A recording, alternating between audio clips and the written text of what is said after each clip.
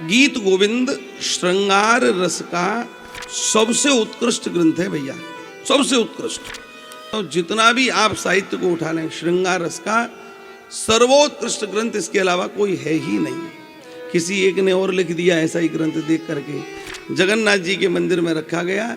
तो जयदेव गोस्वामी जी ने जो लिखा था, क्योंकि वह ऊपर से स्फुरित था और वह किसी के द्वारा लिखा हुआ था, देख करके जगन्नाथ जी के आगे जब दोनों पोथी विराजित की गई तो जयदेव जी के गीत गोविंद को तो छाती से लगा लिया और अन्य ग्रंथ को उठा करके भगवान ने बाहर फेंक दिया। ऐसा है गीत गोविंद। गीत गोविंद कोई सामान्य ग्रंथ नहीं है। कभी दर्शन करना, हमारे यहाँ तो संत रसिक जन उसके श्लोकों से आरती करते हैं ठाकुर जी की। श्रुत कमला कुछ मंडल धृत कुंडल की कलित ललित बनमाल जय जय देव हरे। बड़ा अद्भुत है भैया, और ये ठाकुर जी को बड़ा प्रिय है। ये भी है, ठाकुर जी दौड़ पड़ते हैं बैंगन के खेत में और एक माली की लड़की गा रही थी।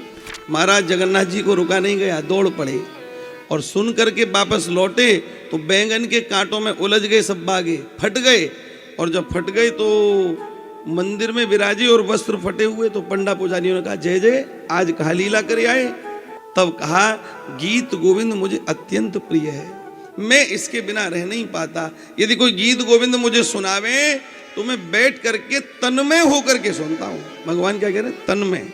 रस भी रस की इच्छा कर रहा है और ये रसिकों के द्वारा लिखा ग्रंथ है, विचार करो है। मैं तन्मय होकर के इसको सुनता हूँ। उसके बाद पंडा पुजारियों ने कह दिया भैया कोई ठाकुर जी को गीत गोविंद सुनावे तो पहले आसन लगा लो और कहो जय जय यहाँ विराजो, तब उसके बाद में बोलो, नहीं तो गीत गोविंद इतना काम का ग्रंथ है।